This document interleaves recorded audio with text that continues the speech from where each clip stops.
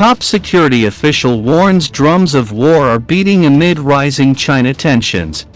Home Affairs Secretary Michael Pezzullo has used his Anzac Day address to warn the drums of war are beating, and that Australia is bracing for the curse of war. Hey, welcome to the Offbeat Defense News. If you've not subscribed to this channel, please subscribe for upcoming factual interesting videos. Thanks. Sent to all Home Affairs staff, Mr. Pezzullo said we must continue to search unceasingly for the chance for peace, the Australian reported.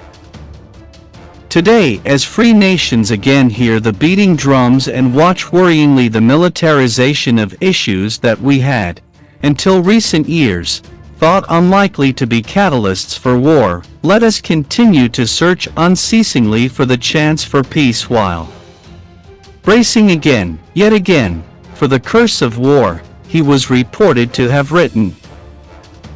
In a world of perpetual tension and dread, the drums of war beat sometimes faintly and distantly, and at other times more loudly and ever closer.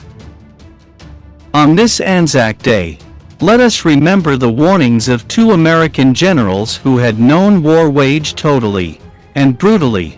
We must search always for the chance for peace amidst the curse of war, until we are faced with the only prudent, if sorrowful, course to send off, yet again, our warriors to fight the nation's wars.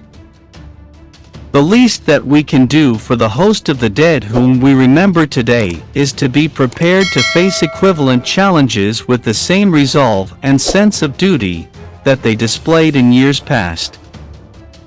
Mr. Pezzullo did not mention specific countries in his Anzac Day address, but it comes as the relationship between Australia and China was further fractured after Prime Minister Scott Morrison scrapped Victoria's controversial Belt and Road Initiative (BRI) deal with Beijing.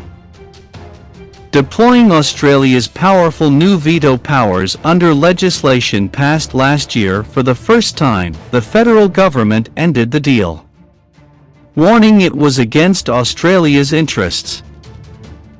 I consider these four arrangements to be inconsistent with Australia's foreign policy or adverse to our foreign relations in line with the relevant test in Australia's Foreign Relations, State and Territory Arrangements, Act 2020, Foreign Minister Maurice Payne said. I will continue to consider foreign arrangements notified under the scheme, warning it was against Australia's interests. I consider these four arrangements to be inconsistent with Australia's foreign policy or adverse to our foreign relations in line with the relevant test in Australia's Foreign Relations, State and Territory Arrangements, Act 2020, Foreign Minister Maurice Payne said. I will continue to consider foreign arrangements notified under the scheme, plunge the fractured relationship into greater acrimony.